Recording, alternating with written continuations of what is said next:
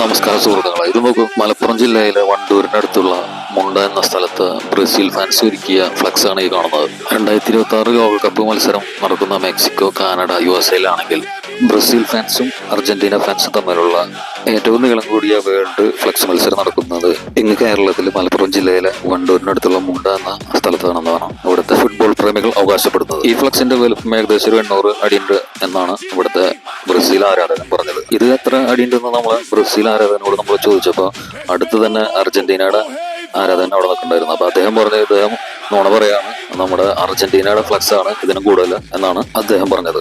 അപ്പോൾ കറക്റ്റ് എത്ര അടി ഉണ്ട് എന്നുള്ളത് നമുക്കൊരു സംശയമുണ്ട്. ഇത് അറിയുന്നവരൊന്ന് കമന്റ് ചെയ്യണേ.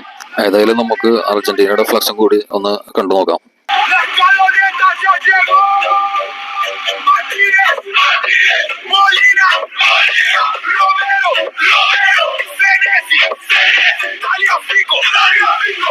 ഇത് നോക്കൂ, ഇതാണ് അർജന്റീനയുടെ ഫ്ലക്സ് കേട്ടോ. ബ്രസീലിന്റെ ഫ്ലക്സ് റോഡ് സൈഡിലാണെങ്കിൽ ഇതൊരു ഗ്രൗണ്ടിലാണ് ഫിറ്റ് ചെയ്തിട്ടുള്ളത്. ഇത് സ്ക്വയർ ഷേപ്പിലാണ് ഇവിടെ അറേഞ്ച് ചെയ്തിട്ടുള്ളത്.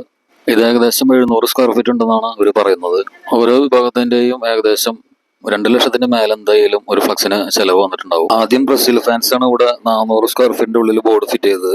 അത് കണ്ടപ്പോൾ അർജന്റീന ഫാൻസ് അതൊക്കെ മേലെ എന്ന് പറഞ്ഞുകൊണ്ട് 450 മേലെ സ്ക്വയർ ഫീറ്റിൽ ബോർഡ് വെച്ചത്. അത് കണ്ടപ്പോൾ ബ്രസീൽ ഫാൻസ് പിന്നെയും സ്ക്വയർ ഫീറ്റ് കൂട്ടി. അങ്ങനെയാണ് ഇവിടെ മത്സരം കടുത്തത്. അങ്ങനെ ഇരു വിഭാഗങ്ങളും സ്ക്വയർ ഫീറ്റ് കൂട്ടി വന്നപ്പോൾ ഏകദേശം 700, 800, 900 സ്ക്വയർ ഫീറ്റ് എന്നൊക്കെ പറയുന്നത്. സത്യാവസ്ഥ എന്തെന്ന് അറിയില്ല, അറിയുന്നവരൊന്ന് കമന്റ് ചെയ്യണേ.